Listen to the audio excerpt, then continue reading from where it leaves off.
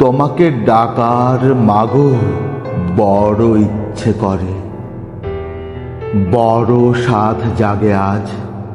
মা, তোমাকে একবার ডেকে কথা বলি, কিন্তু কেন উত্তর মেলে না?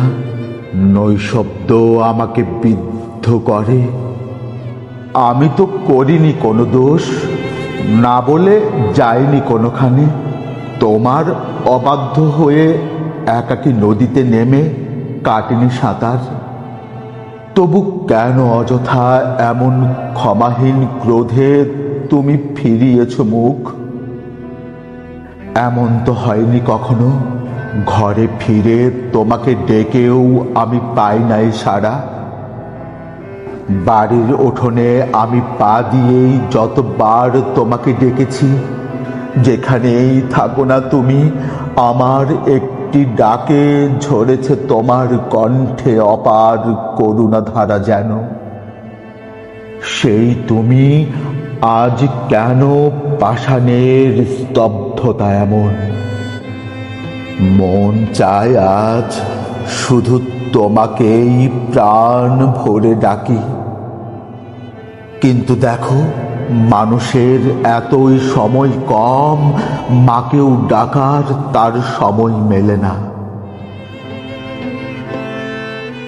তোমাকে ডাকার পালা শেষ হয়ে গেল, আর আজও আমি ভালো করে কথাই শিখিনি। তুমি কি ভেবেছ আমি বড়সড় হয়ে গেছি খুবই? তোমাকে এখন আর ব্যাকুল শিশুর মতো ডাকবো না আমি, কিন্তু মা, এখনো আমি তোমার কোলের সেই শিশু রয়ে গেছি। আজও তো তেমনি ভয় পায়, ক্ষুধা তৃষ্ণা পায়, কেউ এক বিন্দু জলও দেয় না। তুমি তো জানোই মাগো, একলা আধার ঘরে কি ভীষণ ভয়ে জড়সড় তোমারই বুকে লুকাতাম মুখ।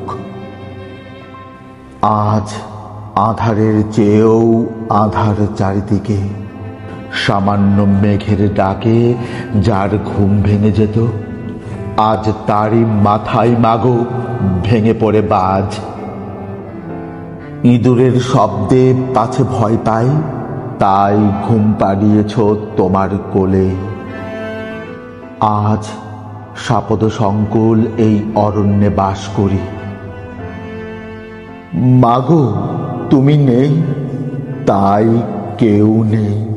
ভয়ার্ত শিশুর মতো আজও আমি সবটুকু শক্তি দিয়ে যতই তোমাকে শুধু ডাকি, দেখি এই শব্দময় পৃথিবীতে বিশাল মৌনতা এসে গ্রাস করে কেবল আমাকে।